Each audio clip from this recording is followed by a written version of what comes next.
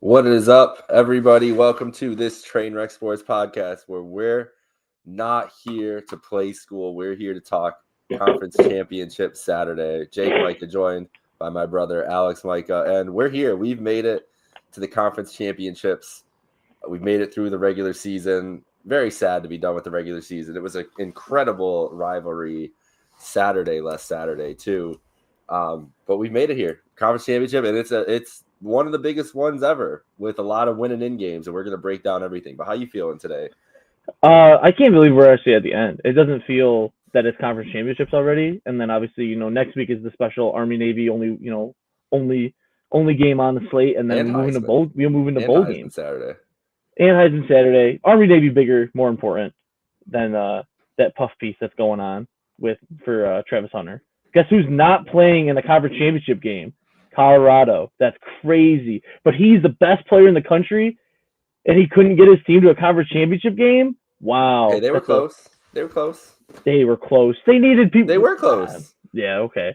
Come on. So, there was 7 different teams in the Big 12 that were close for qualifying for the conference championship last week. But that's not what we're getting into. We're getting into conference championship games. People who actually matter this weekend. That's what we're getting into. Wow, you're fiery today. Well, like you know. What is it? Is it? It is the truth. The truth. Should we look at the bracket quick just to see where we're at? Yeah. Just give a look at what we're going into, which is all of this probably won't matter at all by Sunday morning, but yeah, see where we're going into these games. Let's give a lay of the land here on the bracket and where we're looking at right now. So the 1 seed would be Oregon, the 2 seed would be Texas, the 3 seed SMU, the 4 seed Boise State. These would be the on-campus first-round matchups: Tennessee at Ohio State, Arizona State at Penn State, Alabama at Notre Dame, and Indiana at Georgia. Here's the top 25 for reference. So you can see kind of, if you haven't been looking or aren't aware, we'll just kind of roll through that. So that's where we are going into the weekend. We have winning in games in the Mountain West, in the Big 12, and in the ACC. We have games for most likely for the top 2 seeds in the tournament, yeah, the playoff, in the SEC and the Big 10. Mm-hmm. And then there's some other big ramifications with some Army, trying to win their American championship here before playing Navy would be really exciting to see. And the MAC championship's always a big deal for me over here. So then that's an interesting one this year because it's the first time without division. So we get a big rivalry game there. Right. But let's start. Let's just go chronological order from starting tonight all the way to tomorrow night. Let's preview all these games and break them all down. How's that sound? Sounds good.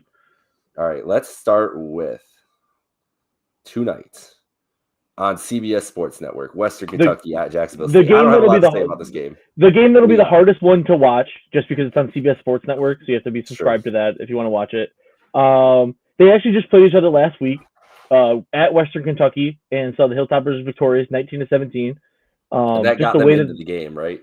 Yeah, got them in, but not didn't have a good enough record in the conference to host this conference championship game because this game is at Jacksonville State at it's Amherst Stadium in Jacksonville, Alabama. And so obviously that's why they're favored. They're both 8-4. Nothing crazy. I root for Jacksonville State personally. It's only their second year in the conference and they're competing for the conference championship. I think that's pretty cool. So I would just go with them. Nothing really else to say about this. This isn't consequential to the college football playoff at all, but whoever wins will get a decent bowl game, so that's good for them. Yeah, we're not locked into. We watch a lot of college football, but locked into Western Kentucky, Jacksonville State. Nothing much to say. Yeah, but it is a big opportunity for Jacksonville State, as you said, only second year to win the Conference USA. That'd be a huge feather in their cap. Mm-hmm. Let's go over to West Point. Tulane, a 5-point favorite against the Army Black Knights here. 8 p.m. ABC. It's going to be a raucous atmosphere, I'm sure, at West Point. But Tulane's been even though 9-3 has felt like the more complete team, the better team this year compared to Army. A 5-point favorite on the road is a pretty big deal, especially in this kind of conference championship. Can Army do it? Can Army pull off the upset today? What do you think? I mean, it's possible they got rocked by Notre Dame. But every other game this year they looked good. They looked complete. They had a really good defense for the entire year. And just Notre Dame was just playing leaps and bounds ahead of them. These teams didn't face each other yet in the American. They didn't have a matchup against one another. But Army did really good against its American opponents. And obviously, Tulane picked up a couple losses. Like I want to see common opponent here quick. Tulane lost to in the American. Tulane lost to Memphis. That's their earlier season losses to Kansas State and Oklahoma. Army, I don't know, did they play? Army's undefeated. Did they beat Memphis? Or undefeated in the conference, I should say. Let's see. Oh, they didn't play each other. But either way, they both beat Rice. They both beat Temple. They both beat North Texas. I don't know. Army, it's 5 is a lot, and it's a hometown environment. Why not have Army win? Honestly, that'd be fun. Tulane's probably a better team. We're only a couple years removed from when Tulane won the AAC and then beat USC in the Cotton Bowl. That was a major upset there. They know how to play in these big games and get up for them. But now, I mean, if they were able to hold on, they were ranked. They might have had a chance for the playoffs. They're out of the playoff now. If they win this, it doesn't matter even. They're going to be in the Pop-Tart Bowl probably. Is what they have to look forward to. Yeah. Army outside chance, I guess, for the playoffs still because they're ranked. They're a little bit respected, but I don't know. I'd probably go Tulane to get it done. I think Army's pretty much out at this point because the way that the other games break out, they're already ranked ahead of Army. So yeah, you're going with Tulane though? Yeah, I'll go with Tulane just because I don't know, more versatile of an offense, more versatile of a team, and they've gotten up to these big moments before. It would be fun. Army's first year in the AAC, or no, second year in the AAC? Maybe their second year in the AAC. Either way, would have been fun to see a conference championship, but Tulane actually, has 4-0 against them in the last 4 meetings. Last time was in 2020. They got their number right now. Well, I think the Army flips it on its head and gets it done tonight. I think it's the year of Army. I would love it. I would love it. I did pick them to cover as my lock today too, so I think it's Bryson Daly. Why not, man? He's got 25 rush touchdowns, 1,300 yards. Just put the team on your back one more time for America. It'd be great. Well, here's the first win and in game of the day. Yeah. Of the weekend. UNLV at the Blue Field tonight for the Mountain West Championship in Boise. Boise 4.5-point favorites. A presumptive Heisman finalist, potentially Heisman winner. Well, I guess we'll see what happens. I hope he's the Heisman winner. But UNLV brings actually a go-go offense. That's what it's called, the UNLV go-go offense. They are fast-paced, high-scoring team this year. The over-under is set for 57.5, so this game is Vegas is expecting a lot of points here from these two teams. UNLV has been a fun team to watch this year. They've been really good. Had some drama earlier in the season with their quarterback situation. Yeah, and brought in a guy and who's been. They didn't lose a step, really. Yeah, they didn't lose a beat.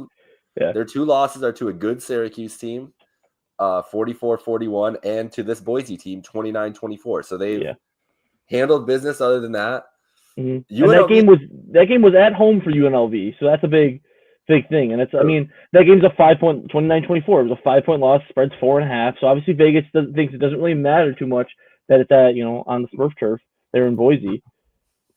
It's true. What do you think? This is a game at Estudiantes he needs to completely go off. I think because he can still cement himself to win the Heisman. I think he's a finalist no matter what. Especially in a year where it's nothing too flashy from quarterbacks. Like Cam Ward had a good season, but it wasn't anything like insane. This is his moment. He needs to step up, and he struggled against this UNLV team earlier this year.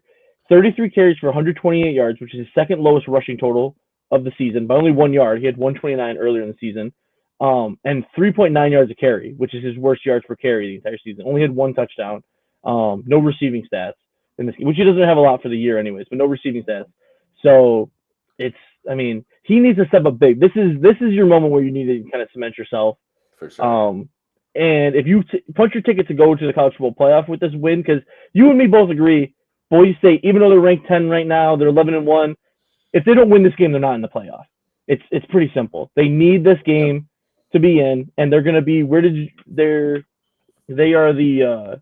You had that up a second ago. What seed are they? They would be the. They're the 4 seed at the moment. Yeah. 4 seed at the moment, so they'd be in a first round bye, not hosting game, in a first round bye. Johnny just has to step up. Earlier this year he did good, but not up to the level we've seen of him. He's gonna be the deciding factor this game. Like you said, UNLV is a high-powered offense. Keep the ball on the ground by Boise. Take control of the game. Slow it down. Get it to your pace. I think Boise will win, but it's gonna be close. It's not gonna be a blowout win. I think so. I think it's going to be a close game no matter what. Do you think it hits the over 57.5? 57.5. Let's see. They got to – what did they get to last time? They got to like 53 last time they played? Yeah, I think it'll hit the over.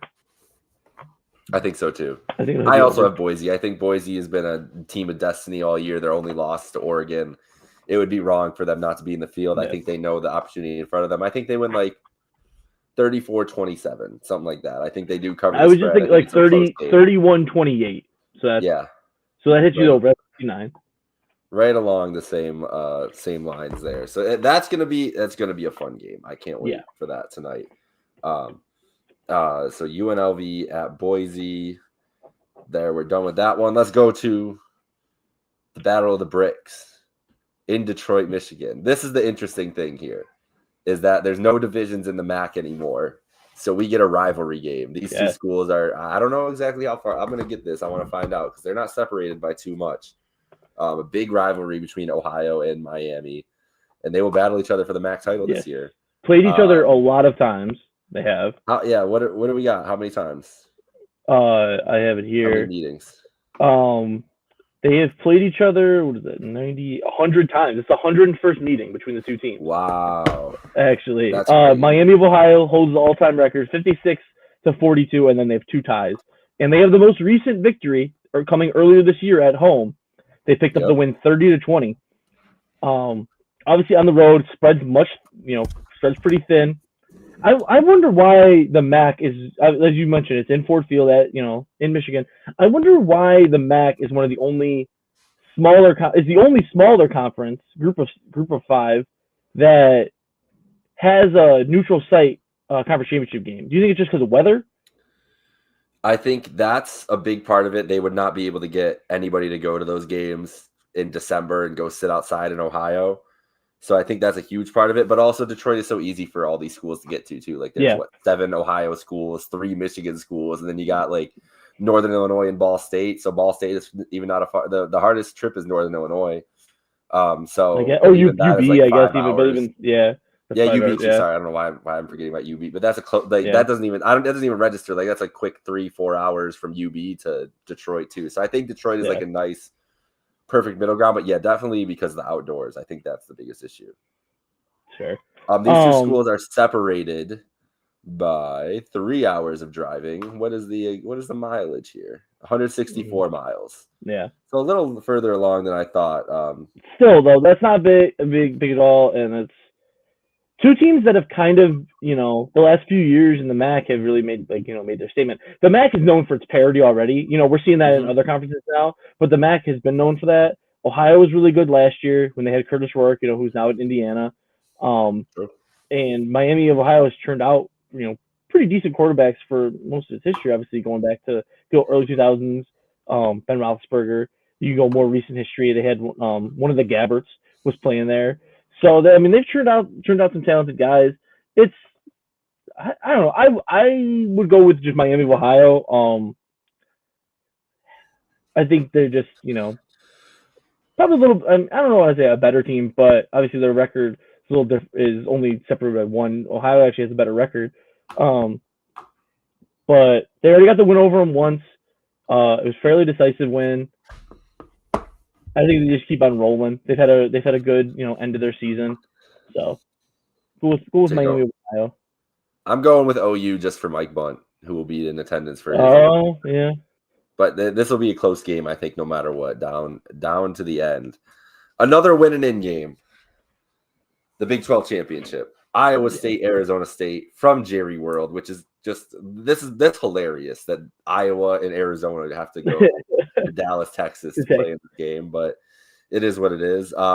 As you mentioned before the show started, first time these two have ever played. Yeah, first time meeting, which is interesting, but I guess it kind of makes sense. Like, why would these teams cross over? It's true. Really, why would they schedule each other or anything? Yeah. But yeah, first meeting. Arizona State, first year in the conference and in the conference championship game, which is a common thing this year. We're going to be getting to on this. Yeah. I mean, it's fun. It is really winning. They're both 15-16 right now. As we looked at earlier, Arizona State, because of being 15, they are at Ohio or at Penn State in the first round matchup, as being the 12, getting in as the Big 12 champion and as the 12 seed. If it would be the exact same if Iowa was the 15. It's Iowa State. It's just a flip flop. I mean, this is kind of what is great about the conference championship is coming down to. People are talking about that. If teams are going to get penalized for losing their conference championship game, then why are they even playing them? We're going to get rid of conference championship games in the future. If that's the case, this is why conference championships are great, because you have that automatic bye. So these two teams, it's a pseudo playoff game. Yep. So it's awesome to see, and it's awesome to see like Arizona State kind of ran the table a little bit from the way this year started, and kind of just took control. They have a really exciting running back in Cam Scatterboo, who's having a great season, who was named first team All Big 12 this week. I don't know who do you got in this game? I was fully on the Iowa State train going into the week, and then I took a look at all these schedules before we did this in the last couple days to see who these teams have played and who they beat, because it's been such a weird year with the scheduling and how it's kind of worked out and how these teams have kind of ended up there. It's kind of a theme of the day. Iowa State has not played a tough Big 12 schedule, as it turns out. Arizona State a little tougher, not anything crazy for them either, but I don't know. I just feel like in these games, Iowa State, when they've played teams comparable to them in the past, it's shown their flaws. And like Matt Campbell can kind of voodoo his way against these teams that are inferior to him, and then has trouble. Arizona State's looked pretty good this year. I've really liked them from the games that I've seen them, the couple late games that I've watched them and everything. They seem sound, and I don't think that, I don't know. I like Matt Campbell, but in these situations, they've always kind of dropped off in these games. I think this is one of those scenarios. I think I'm going with the Sun Devils. I think I changed my mind on it. I think I'm going Arizona State. I'm with you. I think Arizona State. I like Kenny Dillingham a lot. He's a young guy, but he's obviously a very charismatic coach. There was that cool story that came out about he got a bonus for making a conference championship game, and he gave it to all his assistants. I think they're a fun team that's on the rise. Kind of like, I mean, it's kind of out of nowhere. I mean, last year they weren't anything special. He was at Arizona State last year, and they were 3-9. And then so you have them when that got announced. Oh, Arizona State, Colorado, Utah, all moving to the Big 12, and you're like, okay, like Colorado, last year 4-8. Deion, though, I can understand why they're moving. Utah obviously was perennial powerhouse in the Pac-12. Arizona State, you're like, those teams aren't good. Like, why do we? Getting excited with them, and fast forward to a year later, and they're competing for a chance at college football playoff. So obviously, what he's doing in that program is special. He's got it worked. He's got it figured out. So, I'm going Arizona State. What's the score prediction? Ooh, I'm going 28-24. Yeah, I like that. I was thinking like 24-21. So. There you go. I think it's something like that. I think still covering that spread. Still covered, yeah. 1.5. All right, let's do Marshall and Louisiana, and then get into the big three games tomorrow night. I don't have a lot to say about this. The story for Marshall's been awesome, though. I'm rolling with the Thunder and Herd. I think they pull off the upset here against the Raging. Rolling with Thunder and Herd. Marshall came in the Sun Belt. They were Conference USA team. They don't get to just come in and take over. It's Raging Cajuns time. Oh, They're gonna keep on getting it done. Another game where it's at Louisiana, nice home game for them. They've also never lost to Marshall. They've only played it twice, but they've never lost to Marshall. So I'm going with the Raging Cajuns. Get it done. all right. We're on the opposite sides of this. So let's get into the 3 big games. I'm going to go out of chronological order now. Let's go to Clemson and SMU, the last win and in game of the weekend. SMU, one of those teams where if you look at their schedule, they avoided most of the tough ACC teams to get to their if there is any tough ACC teams, I don't know. Well, that's the question we're going to ask here with these 2 teams, because we don't know if either of these teams are really that good. Like, that's really what it comes down to. Neither of these teams have proven a lot. We don't know. Like, people don't think very highly of the league, right? So right. It's an issue within the league that we're dealing with, like, the perception issue of it. But is it true? Like, what are these teams going to do in the college? We already saw what Clemson, and it was only week 1, and maybe things have changed. But we saw Georgia against one of these playoff teams, or Clemson against Georgia, one of these teams. Yeah. It didn't go well. SMU's lone loss is to BYU, who was going to be a playoff team, and then they fell apart. I think they fell apart. Miami, we know their flaws with the reason that they're probably not going to be on the outside looking in, even though they're ranked 12th in the country right now. Their defense is horrid. Yeah. If you look at SMU, they've allowed 146 points this year. Clemson 174, and Miami 246. Like, that's inexcusable for a team like that. So we don't know if either of these teams are good. Who's the better one out of it? Because they're getting a bye no matter what. Like, that's the situation we're in. Because, well, no, I think Clemson will move ahead of Arizona State if they have the win over SMU. I don't think so. I don't think they would. I think you don't think they're giving Clemson the bye over Arizona? No, I think they would because the chance to do it and at Death Valley, and you could have a home playoff game at Death Valley, is possibly what it would be. I don't know. Either way, though, I don't think Clemson is going to win. From what we've seen out of, the conversation is like constantly it's been between the SEC and the ACC. It's like, and Lane Kiffin arguing with people on Twitter that, the ACC schedule is a joke and it's nothing or whatever. But then you have all these SEC teams that are supposed to be great losing these random matchups to not very good teams. Clemson has two of their losses are to SEC teams. So they're the kind of proof in the pudding there a little bit that SEC is better. I mean, they lost to obviously that week one game. Last week was close against. Last week was close, but lost South Carolina, who's been good this year and who has beaten some of these better SEC teams as well, and are going to be looking just outside the playoff. They're 14. They're not going to be able to get in 9-3. It's tough, but it's true. Clemson week one, loses to Georgia in a very decisive fashion. That's week one. I mean, I don't know how much stock you can take of that. Obviously, the game happened, they lost, but that's 13 or 14 weeks ago. I don't know if you can use that as a litmus test, especially the way that Georgia's looked so up and down this entire year. If those two teams played again right now, I don't know if you could say that necessarily Georgia's going to win that game. South Carolina, obviously, they got it done against Clemson, and that's massive, and almost ruined Clemson's chances. Obviously, Clemson doesn't win this game, no chance in the playoff. You and me agree. Even though SMU is 11-1, they need to win to be in. Same as Boise State. They had some decent wins, I think. When they beat Louisville when Louisville was ranked, and that was on the road.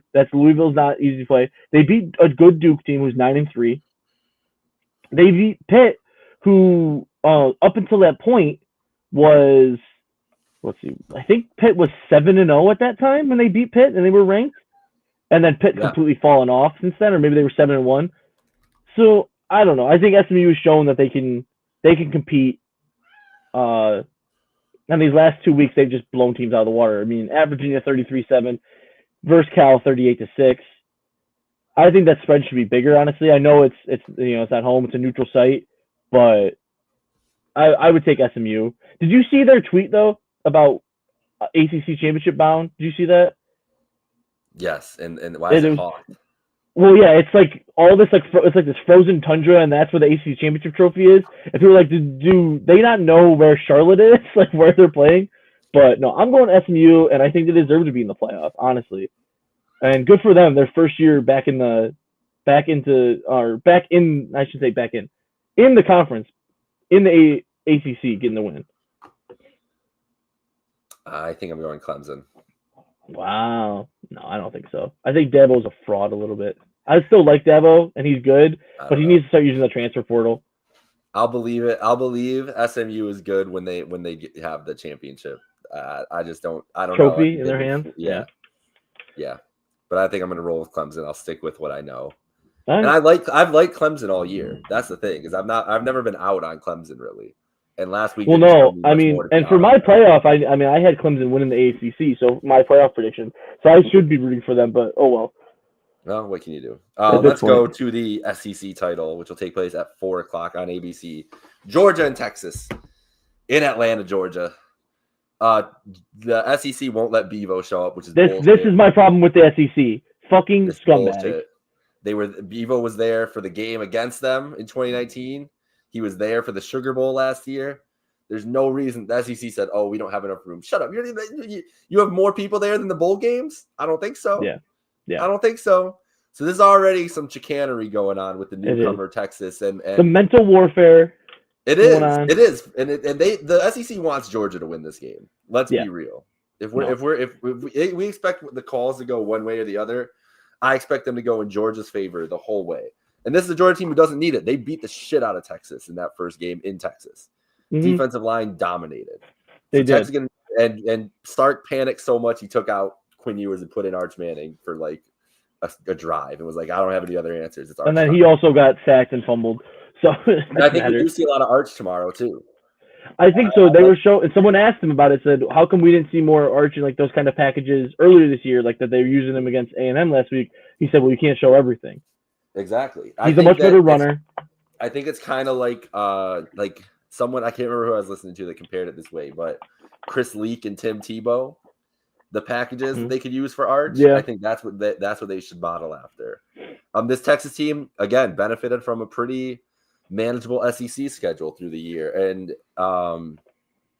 this Georgia game was the only one that slipped them up, but they made it their way through. And if the SEC wants to call themselves tough, then there shouldn't be a thing as considered as an easy SEC schedule. So Texas made it through. They got to this game. Georgia was in this game locked in somehow, like just the way these tiebreakers worked, even going into last weekend, but they didn't have an SEC game. So I guess that makes sense. Do you think it's going to be more of the same, or do you think Texas has a new game plan? I mean, I would hope they would have a different game plan because it didn't work obviously last time. The biggest thing, I mean, obviously Georgia's like defensive line was dominant. Even if they're not that dominant again, they need to be able to just get the ball out of Quinn's hand faster because that was what killed them too. It wasn't like Carson Beck was moving the ball up and down the field. He had multiple interceptions in that game. It was the short field that Texas kept on giving them. That's what they gotta, at least just get a couple play drives, and if it's can stall out, at least flip the field. They weren't able to do that at all against Georgia when they played them at home, and that's just ridiculous. It's just ridiculous. I don't know. Carson Beck still doesn't look good to me, and Texas' defense is elite. It's possibly the best in the country. If you want to look at it, maybe not the very best, but it's the top 5 at least. Jody Barron is a Thorpe Award finalist. And I mean, I think good chance to win it. I don't know if the all SEC teams came out yet. I haven't seen them, but I wouldn't be surprised if there's, Anthony Hill Jr. on there, Jody Barron, Colin Simmons, on the defensive line. A lot of those guys, I wouldn't be surprised if they're on there. I think it's going to be low scoring, honestly. I kind of thought that was going to be the case the first time they played around. And, if it wasn't for those short fields, it's highly possible Georgia wouldn't have been able to put up 30. Because they haven't looked good this whole year. And obviously, they had 44 last week or whatever it was, but that was with 8 overtimes that they had to do. I know. I mean, and you know what? Whatever you want to say about Texas's schedule, being light or whatever. You know who Texas didn't lose to this year? All the mid teams in the SEC, like everyone else did. Like Ole Miss lost to these bad teams, or like Oklahoma gets blown out. Yeah. Alabama gets blown out by 5-5 Oklahoma. You know what happened when Texas played Oklahoma? They won 34-3. Yeah. It's like, so why are you penalizing this team because they won games? Oh, they had a cupcake schedule. They didn't lose to the cupcakes though, like all these other SEC teams did. It's just, I don't know. Obviously, first year in, they're going to get the hate. They came in, SEC touched their schedule. They're not going to be able to compete. Texas first year in is like, guess what? We're fucking competing, and we're probably going to win your conference. And I don't know, if you think, well, I guess it all depends on this next game. But if they win and Oregon loses, do they move to 1 or does Penn State move to 1? Oh, they moved to 1. You think Penn State moves to 1? No, Texas. Texas moves to 1? Gotcha. Yeah. Okay. Yeah, that win over Georgia will be enough to keep them ahead. Gotcha. Then if they avenge their loss, like the I know that's the thing. Avenge their loss, which would be massive. What do you think happens? What's your prediction? I think Texas wins. I don't want to say it's an anomaly, that game. Obviously, because Kirby Smart's a great coach, and he always gets a defense that's going. And Jalen Walker is probably going to be a first-round pick. Captain on that defense. But I think Sark cooks it up. They figure something out. They probably use Arch in better situations. The run game has come along a lot better. Quinshwayven Wisner is a dog, and they're talking about him as he cemented his legacy as a running back against A&M, the similar Earl Campbell and Ricky Williams did. So I think they have a more as it's gone. They've been a more balanced team. So what was that game? Was week 1, 2, 3, 4, 5, 6, week 7, and I think these last few weeks that Texas has shown a little bit more balance. So I think it's low scoring, but it's like 20 to 14, something like that, 20 to 13. I'm in agreement. I think Texas gets it done. I think they avenge their loss here in Atlanta. I think that was a no good, very bad night, and they will not let that happen again. Mm-hmm. I'm going a little closer. I think 21-20. I think Texas gets it done. I don't. This think is game day. Game day is in Atlanta, correct? Yep. Why is Timothy Chalamet the guest picker? Maybe he knows ball. I hope that's the case. That he just comes out and he knows his shit. It's just random. Obviously, he has a movie coming out. That's why he's doing it. Yeah, but it is random though. That's Timothy Chalamet. They love getting their A-listers there. Where's Timothy? He's born in New York. Yeah, I don't know what kind of college football. No, he's born in New York. He went to NYU. I don't know. Maybe he just loves ball. He might. Timothy Chalamet. I've seen people saying that because he lives in New York still. He plays pickup all the time. He's pretty good. He's a pretty good pickup basketball player, I guess. So maybe he's a big college fans fan. Puzzled over ESPN's pick. Yeah, they're really confused. But it's definitely just like, hey, let's get one of the biggest movie stars in the world on here to help promote his movie / be the guest picker. Yeah. And they don't want to pick a Texas or a Georgia guy for the SEC title. So. They don't. So it's a pretty neutral party. It is what it is. We'll take it. Him and Pat McAfee will be funny, I'm sure, tomorrow. So probably it is going to be interesting to see him out there with them. All right. The main event of tomorrow night, the main event of this show. In Indianapolis, the number 1 Oregon Ducks taking on the number 3 Penn State Nittany Lions. It happened. We're here. Yeah. We thought this was going to be Ohio State, Oregon all year long, and it looked that way going into the last week. And you see Ohio State big 21-point favorites over Michigan. You're like, all right, I'm ready for I was like, I'm ready for another round of Ohio State, Oregon. I didn't get to see it in full the first time. I was at a wedding. It's like, I'd love to watch it again. Seemed like a great game. Maybe Ohio State gets it done this time. They'd be number 1 in my mind. I thought they were the number 1 team in the nation, honestly, going into last week. And Ryan Day showed his head again, and then Penn State cleaned it up, and here we are. Penn State sneaks in there thanks to Michigan. They are 11-1. Not sneaks in. They still had to win. They still had to win their game, and they did so in decisive fashion. I said they handled their business. It's sneaking in when it was not winning in scenario. That's how I call it, sneaking in. They got to send a big bouquet of flowers or send a big thing of ice cream or whatever they send out. It's pretty similar to the way that they got in 2016. It's exactly the same way. They needed Ohio State to beat Michigan, and then they needed to beat Michigan State. That was how it worked out in 2016. So it worked out that reverse. way. So it worked out, but this is a team 11-1, only lost by 7 points to Ohio State. But handle the rest of that schedule. It's not a great Big Ten schedule, but 11-1 in the Big Ten. I think we have to give that credit. Oregon's been the number 1 team in the country all year.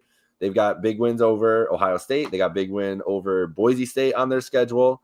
They beat Illinois. They've got Penn State also beat Illinois. Give them credit for that. Penn State did beat Illinois. If we're going common games though, Oregon won 38-9. Penn State won 21-7. So Oregon has been a dominant team all year long.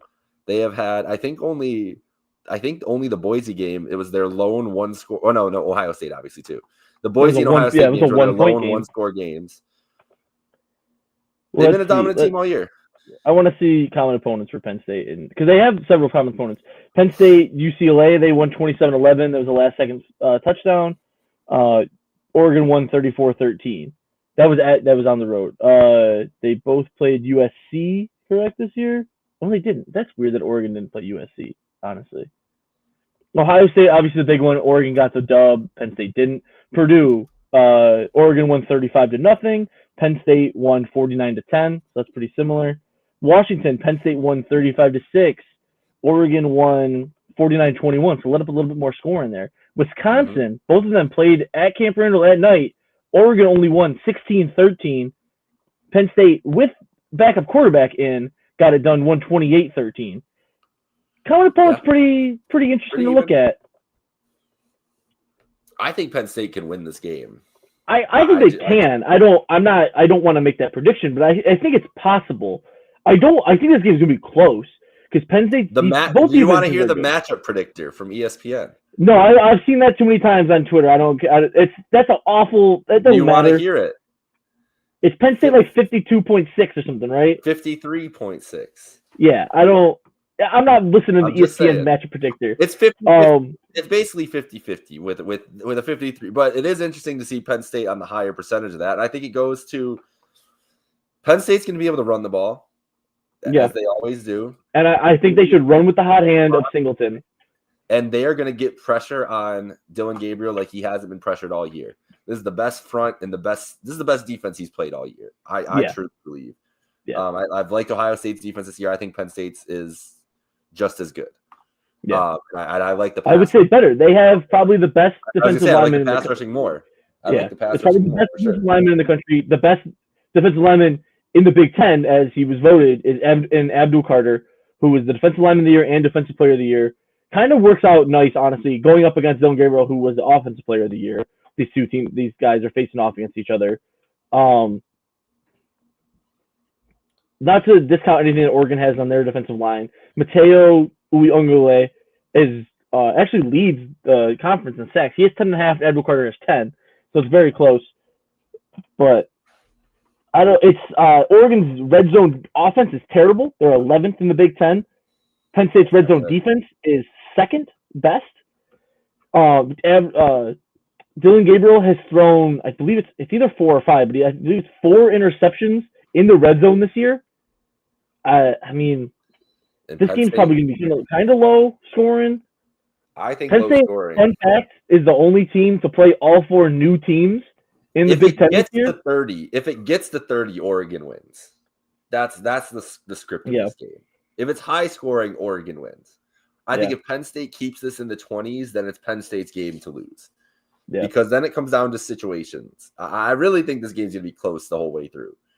I don't think Oregon, I've said all year. Blowout. Yeah. I've said all year with Oregon too. I don't think that they are undefeated, a number 1 team in the country. I don't think they're head and shoulders above any of these teams that we've talked about that are ranked in the top, whether it be Ohio State, whether it be this Penn State team, whether it be Georgia, Texas, whoever else is going to be, Boise, whatever. Like, clearly not ahead of Boise, like that far ahead of Boise. Like, I think that they're a great team who has found a lot of ways to win these games and get to 12-0, but they're not infallible. They're not like the Bamas or Georgias of years past as the number 1 going into this. And Penn State's a really good team. And this is the thing for Penn State. If we're talking motivation factor and everything, which both these teams should be motivated, but it's not like it's like Oregon knows they're in the playoff already. And if the worst case scenario for Oregon is they're the 5 seed and they go, they get a home game at Autzen against Arizona State or whatever, and then they play, Clemson in a bowl game. Like, that's not a bad road for Oregon if they lose that. Penn State, we don't know where they'd end up if they lose this game. Also, they're still going to be in the playoff, but like the seeding isn't as advantageous as Oregon's is clearly going to be. Oregon, if they lose, they're going to be the number 5. Right. Here's the thing too, is that we've seen the tickets talked about all week. Tickets are really cheap to get in there in Indiana. It's going to be 80% Penn State fans in there. Yeah. it's gonna be a Penn State home game atmosphere because if you're an Oregon fan and you got to fly out all these places to go watch these games, are you going to watch the Big Ten championship that doesn't really matter? Or are you going to watch the bowl game? You're going. Yeah, You're paying for the Rose Bowl, which that's what they've already said that the Big Ten winner is going to be in the Rose Bowl. Like that's the thing. You're doing that. You're not paying to go to Indianapolis for a game that really isn't going to end your season in one way or the other. So I think it's going to be a Penn State heavy contingent. That's going to help them a lot in this game. That evens it out for them. It's going to be loud for Gabriel. They haven't really played. You know, they got Ohio State and Boise at home this year in their two toughest games. So that makes an interesting thing. What was Oregon's toughest game on the road this year? Was Michigan in the Big House? Oh, I guess it was Wisconsin. And you saw them struggle. Honestly, they struggled against Wisconsin. Yeah, they did. That was not a clean game. Even in that game in Michigan, it was early. It was some struggle. It was 3:30. Yeah, it was a 3:30 game. I think I'm picking Penn State. I don't think Oregon's going 13-0, man. I don't know what I'm picking. I'm picking Penn State 23-21 on a last-second field goal. I don't want to pick anybody. I don't want to pick this. You have to make a pick. You have to. The integrity of the show depends on it. Oh, does it? I don't know. I'll go. Just if you want, just pick Oregon. Okay. No, I don't. No. I'm gonna go Penn State 20-17. Okay. There we go. It's there. 24-17. 24-17. It's there for the taking. This Oregon team is ready to lose a game, and I think if you're Oregon, you'd rather lose in the Big Ten title. Obviously, get it out of your system here. Yeah. I don't think the motivation factor is the same. I don't think Oregon cares about this Big Ten title as much as it is a big deal for Penn State, especially with the new factor, the newness factor, like defending the conference. Like I made jokes about that. I think Penn State's gonna take that really seriously though. And the way James Franklin's been the last couple of weeks, he's been on like a different level of motivation and just getting these guys locked in, knowing that the playoffs coming up. Getting the fans. He has a real opportunity. Yeah, and lock the fuck in. We got Maryland. You know, I can't wait to see, especially once warm up starting up and everything, how that crowd starts to bore out. If it's 80%, 75% Penn State, if it's all blue and white in there, or just white, and then with like spatterings of green, it's going to be a long night. I think fun. It's black versus white jerseys. That's what it is. They're wearing all black. They're wearing all black. The helmets are green, I believe, but they're wearing all black jerseys. I guess it makes sense if you're playing Penn State. And Penn State's wearing all white. Yeah. I love this. Penn State. The first thing I look up, Penn State reveals uniforms for Big Ten championship. I think we know what Penn State's wearing. It's one or two. Yeah, it's one of two things. They're wearing all white. I know that. So. All right, this is a decent look for Oregon. I'm not mad about it. People really wanted the all green with the yellow helmets. That's what people wanted. Kind of the throwbacks. It's a good look, though. All right, that's what people wanted. We did it. We'll say last time these two teams played was 1995. Penn State got the win. So, can history repeat itself 30 years later? I hope so. All right, enjoy the weekend slate, folks. For Alex Micah, this is Jake Micah. We were not here to play school. We broke down all the games. Shout out to our sponsor, Batavia Downs. Have a great weekend, folks.